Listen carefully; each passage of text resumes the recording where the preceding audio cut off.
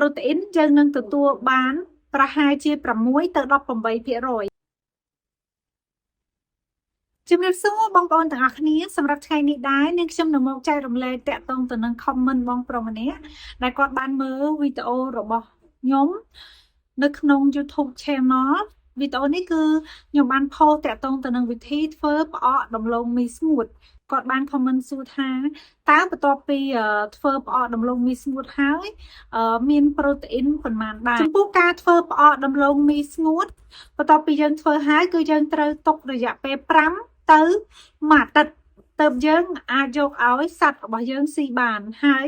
protein យើងនឹងទទួលបានប្រហែលជា6ទៅ18%យើងកំណត់អត់បានទេប៉ុន្តែវានៅចន្លោះពី6ទៅ18%ដោយសារតែវាអាស្រ័យទៅលើសារធាតុផ្សំវត្ថុធាតុដើមដែលយើងយកមកផ្សំដូចនៅក្នុងវីដេអូដែលខ្ញុំធ្លាប់ផុសតាក់ទងទៅនឹងវិធីធ្វើផ្អកដំឡូងមីស្ងួតហ្នឹង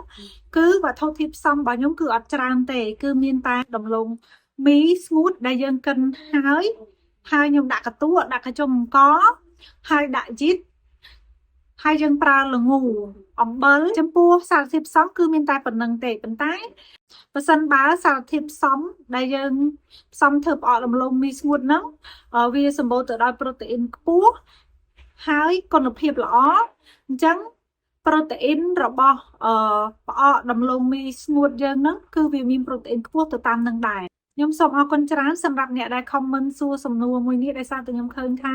សំណួរមួយនេះល្អទើបខ្ញុំយកមកចែករំលែកឲ្យអ្នកនរគ្នាដើម្បីឲ្យអ្នកនរគ្នាបានដឹងទាំងអស់គ្នាហើយបើសិនជាអ្នកដែលមើលវីដេអូរបស់ខ្ញុំគាត់មានចម្ងល់តាក់ទងទៅនឹងវីដេអូមួយហ្នឹងគាត់ចង់ដឹងកាន់តែច្បាស់បងប្អូនអាច comment នៅខាងក្រោមវីដេអូរបស់ខ្ញុំបានខ្ញុំនឹងធ្វើការចែករំលែកនៅសំណួរហើយនឹងធ្វើការចែករំលែកនៅចំណេះដឹងតាក់ទងទៅនឹងការចិញ្ចឹមសត្វជាបន្តបន្ទាប់ចា៎អរគុណច្រើន